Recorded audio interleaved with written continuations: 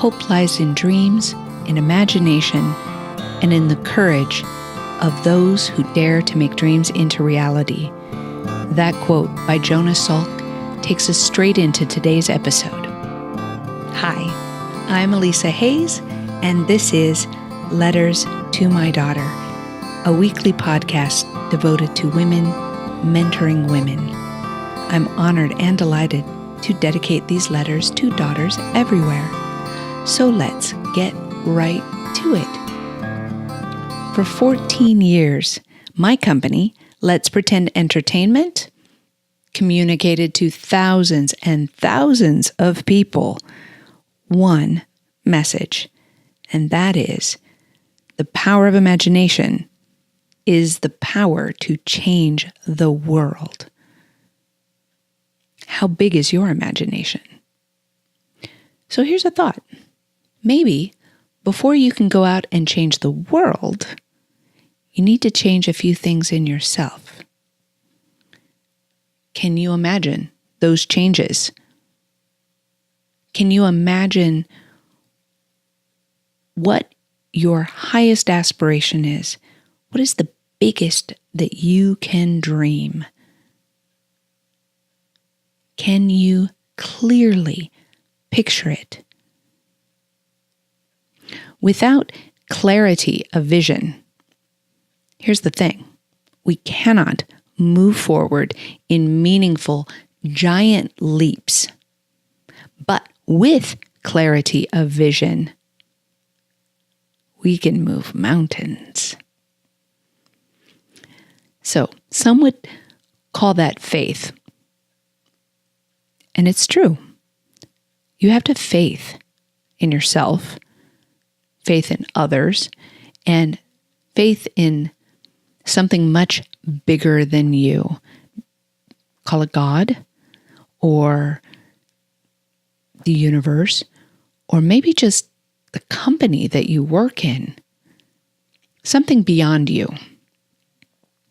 And when you have faith in all of these things, miracles happen. I know this to be true. The universe conspires on your behalf to create magnificent change, extraordinary impact. For as long as I can remember, my title in my company was Chief Daydreamer.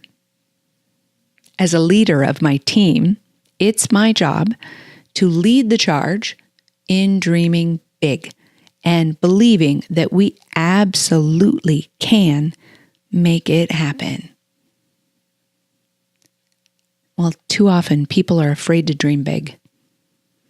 They don't have any faith in themselves or in the people around them or God. They have no faith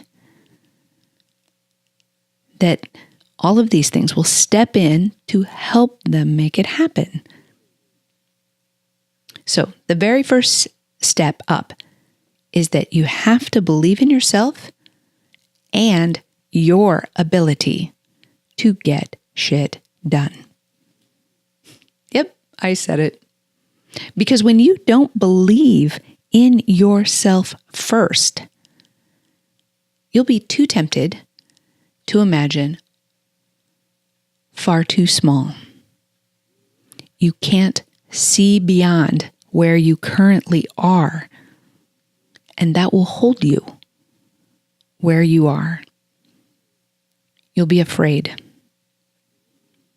When you don't have confidence in your ability to do the hard thing, Rule 4 of my 5 rules, and if you're not familiar with those living 5 rules, it's in the freebies section of my website. I'll give that address at the end of the episode. Sometimes the hard thing is believing in yourself. Do you believe that you really are a badass? Yep, you are. You are a badass. Just own it. Believe it. And if you have difficulty with that, journal or make lists or simply proclaim boldly all of the ways in which you are a badass. Revisit this list every day until you can recite it by heart, until you believe that deep down in your soul that you know you can get it done. Next, go out and do something really hard. Something that stretches you, that pushes you beyond your boundaries. If you have to, put an accountability system in place, if that will help you get there, to do something really hard. When I was 22 years old, I worked on a fishing boat in the middle of the Bering Sea for a year and a half. That was hard. We worked 12 to 15 hours a day, round the clock, 7 days a week, in freezing cold temperatures, loading dead fish. And I smelled bad. Trust me, that was hard. But it taught me something very important. It taught me to really believe deep down in my soul that I could get things done. Later in my life, in my 30s, and for my 40th birthday, I climbed mountains, even though I had never been even a hiker. I just decided I needed to climb some mountains. And so I did. But it was hard. I trained and worked. I had accountability. I climbed with my brother. But we did it. We summited mountains.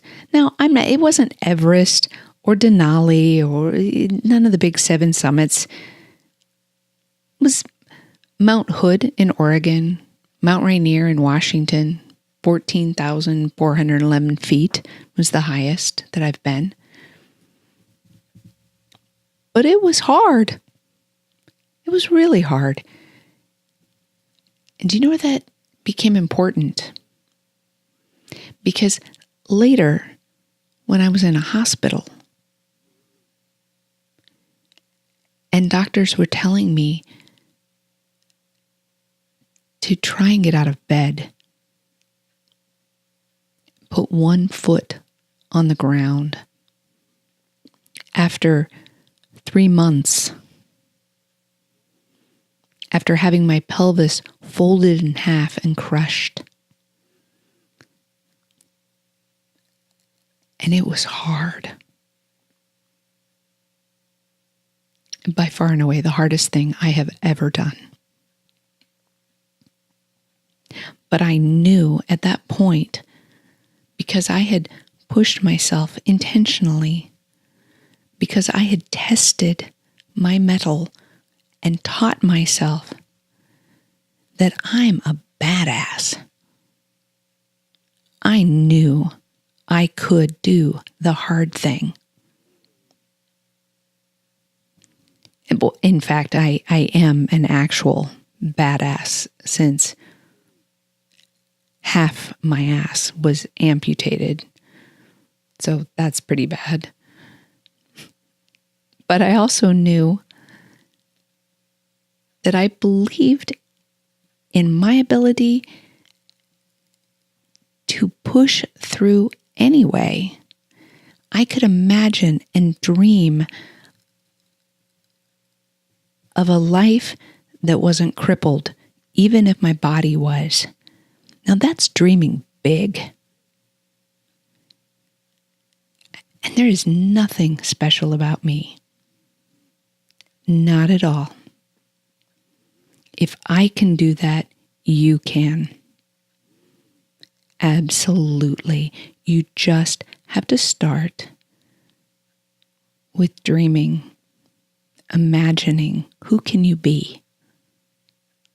What can you accomplish? What legacy can you leave in this world that makes it a better place for yourself and for others?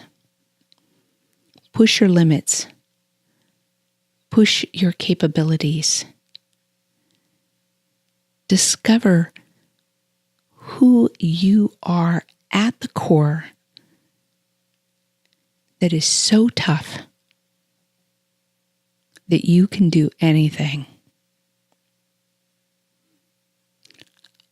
I'll leave you with the very famous quote by John F. Kennedy, delivered at Rice University on September 12, 1962.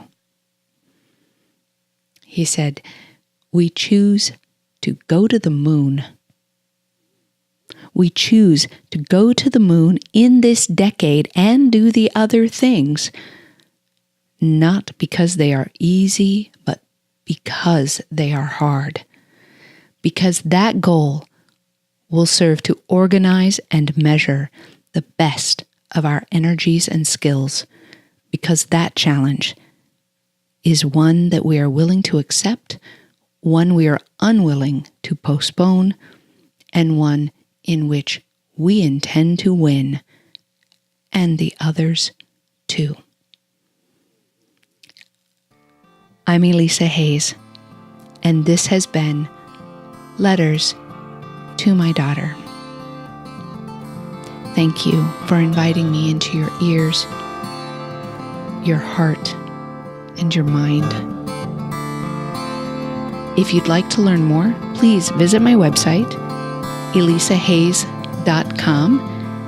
You can download freebies at the freebies section.